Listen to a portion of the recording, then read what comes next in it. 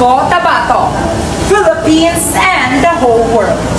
You're watching Nightingale's News, bringing you the most latest and most pressing stories that shape our community, not just locally, but nationally, and most especially, internationally. From rising migration trends and demographic shifts to urgent issues in health, food security, and sustainable development. Stay tuned as we uncover the facts, amplify voices, and path towards the responsible global citizenship. And we will dive deep about how these challenges affect you and your community. And also we're going to highlight about the inspiring efforts towards a more sustainable and connected world. This is Nightingale News, seeing the world, shaping the future.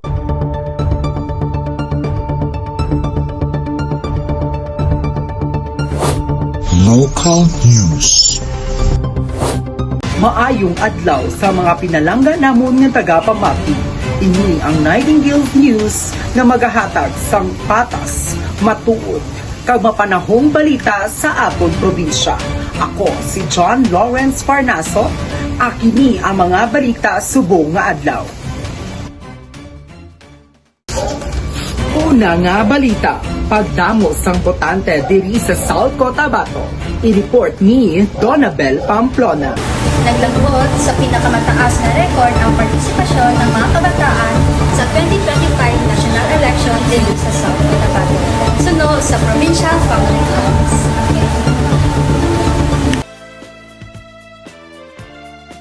Mga grupo sang estudyante kag youth organization ang nag-agda sa mga first-time voters nga maging aktibo sa demokratikong proseso, nga isa ka palatandaan sang global citizenship bisan sa lokal nga level.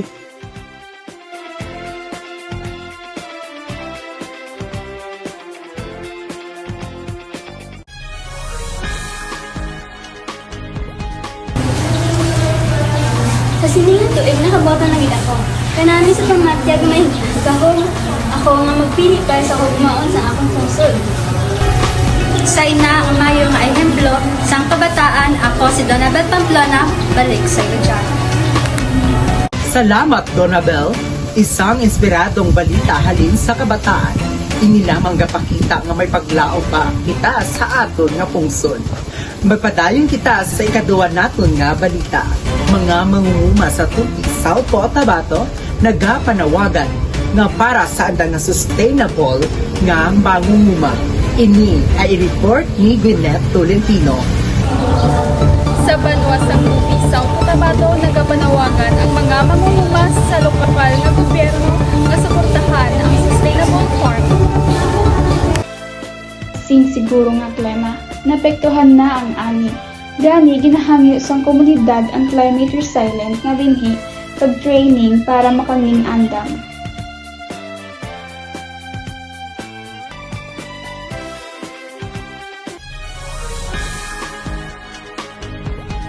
Kinahanglan gid namon sang training kagamit agud makaangay kami sa pagbago sang klima. Handa pud kami nga magtuon basta may suporta lang ang gobyerno.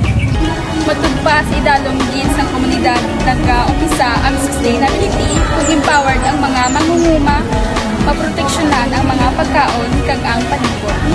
Ako gali si Gwyneth Tolentino, nagabalita diri sa Tupi, South Cotabato. Balik sa iyo, John. Madamo nga salamat, Gwyneth. Isa lamang ini kapaangan John Lawrence M. Fernazo, 20. Ilang suporta, ilabi na gid sa hagit sa aton nga agrikultura. Amo lamang ina ang aton nga balita subong nga adlaw lokal. This video is brought to you by Miss Universe 2025, representing the United Nations of Mars, John Lawrence M. Fernazo, 20.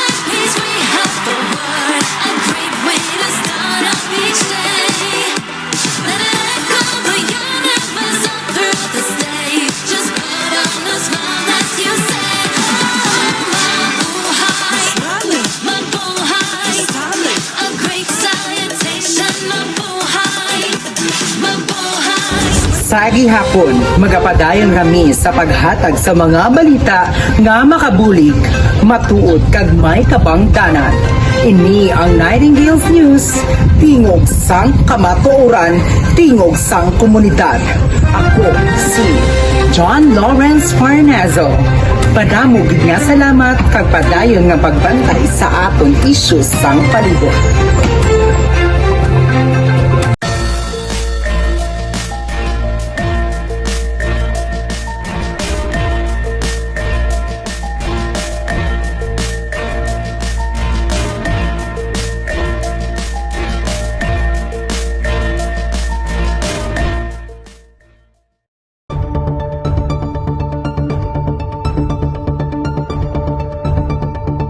National News. Magandang araw Pilipinas! Kayo ay nakatutok sa Nightingale's News, ang inyong sandigan sa makabuluhan, patas at napapanahong balita sa buong bansa. Ako si Aldrin Miguel at narito ang pambansang balita ngayong araw. Panukalang taasan ang budget sa kalusugan, inihain sa Senado. Ibabalita ito ni Michelle Ariola. Tunay na bahagi na ng realidad ng maraming pamilya ang migrasyon. Pero hindi ito dapat ang tanging motor. Ang matatag na lokal na ekonomiya ay magre-resulta sa mas matibay na pamilya.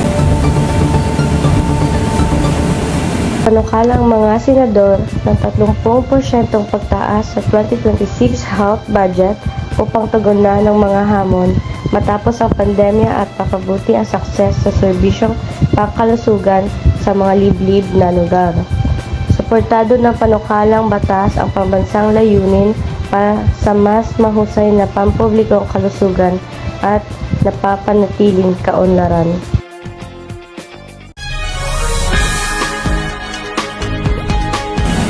Laging kulang ang mga gamit sa barangay health center. Kung may pakasa ang budget na ito, malaki ang pagbabago sa buhay ng maraming tao. Isang makabuluhang hakbang para sa mas maayos at accessible na serbisyong medikal para sa bawat Pilipino. Samantala, narito naman ang isa pang pambansang balita. Tumataas ang bilang ng OFW dahil sa pagsubok sa ekonomiya. Ipapalito ang Misika Sonia. Ayon sa Department of Migrant Workers, 15% ang itinaas ng bilang ng overseas Filipino workers o ang ating OFW na na-deploy noong 2024. Nananawagan ng mga eksperto ng paglikha ng trabaho sa loob ng bansa upang mabawasan ang pag-asa sa pangingibang bansa at maiwasan ang negatibong epekto sa pamilya at demografiya.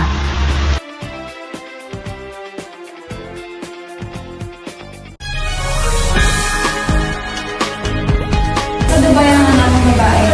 Proud ako sa kanya pero miss na siya. Sana makalika ang susunod na mga leader ng mas maraming trabaho dito sa Pilipinas. Manatiling nakatutok para sa mas marami pang balitang mahalaga sa bawat Pilipino. Ako po si Aldrin Miguel at ito ang Nightingale's News, tinig ng katotohanan, serbisyo para sa bayan. Maraming salamat at magandang araw.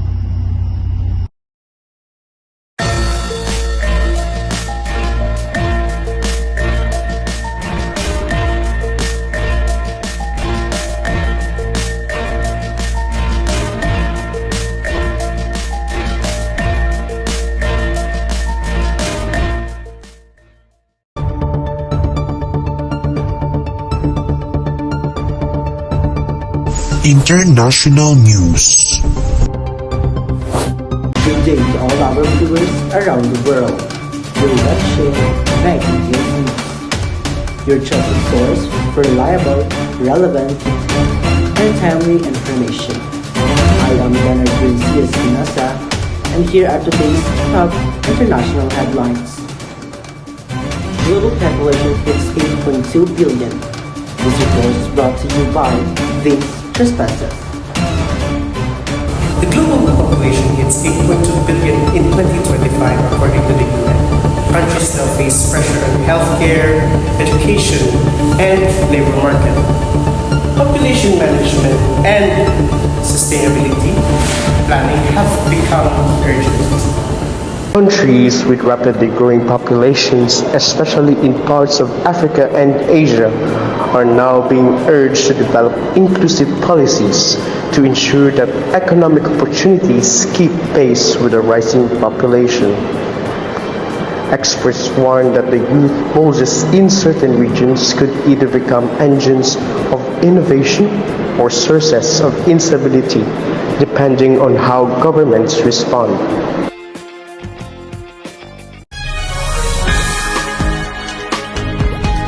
Well, Mr. Beans, the challenge isn't just number. Of course, it is about how we take care of our people and also how we manage our resources fairly. Thank you, ma'am. So, indeed, population growth must be matched by smart, sustainable planning and global cooperation. This is Vincent Especes. Back to you, Leonard. Thank you so much, Vince. An historic milestone that calls for responsible global action.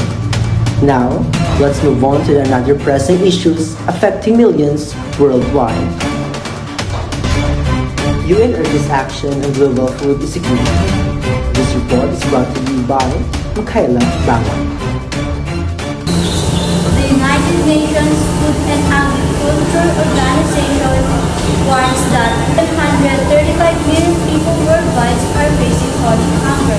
Governments are urged to invest in sustainable agriculture, reduce food waste, and improve distribution. According to the United Nations Food and Agriculture Organization, hunger has surged due to conflicts, climate change, inflation, and disrupted supply chains. Experts stress the importance of climate-smart agriculture, community-based farming initiatives, and equitable food distribution networks. Countries are also being called upon to strengthen food banks, reduce food loss, and invest in resilient rural economies.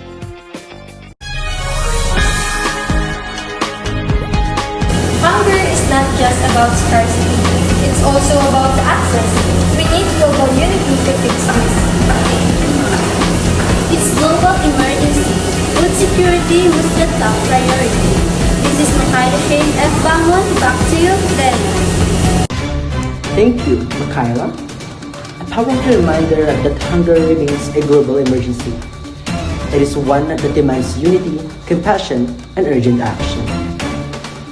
And that concludes today's international news. Here at Nightingale's News, we remain committed to delivering stories that matters across borders and across communities. I am Leonard Garcia Espinosa, and this is Nightingale's News, seeing the world, shaping the future, shaping the future. Thank you for joining us, and until next time, stay safe and stay informed. God bless us all.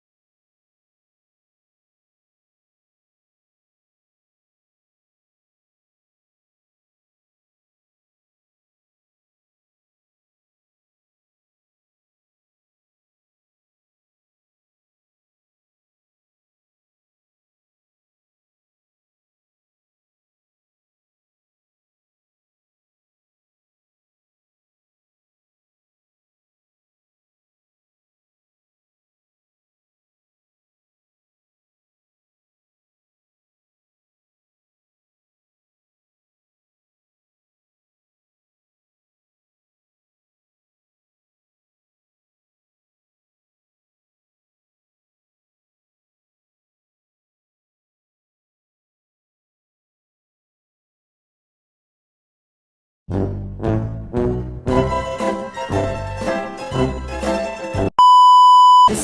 life. Balik sa iyo, John. 2025 sa election. Nobody's sky.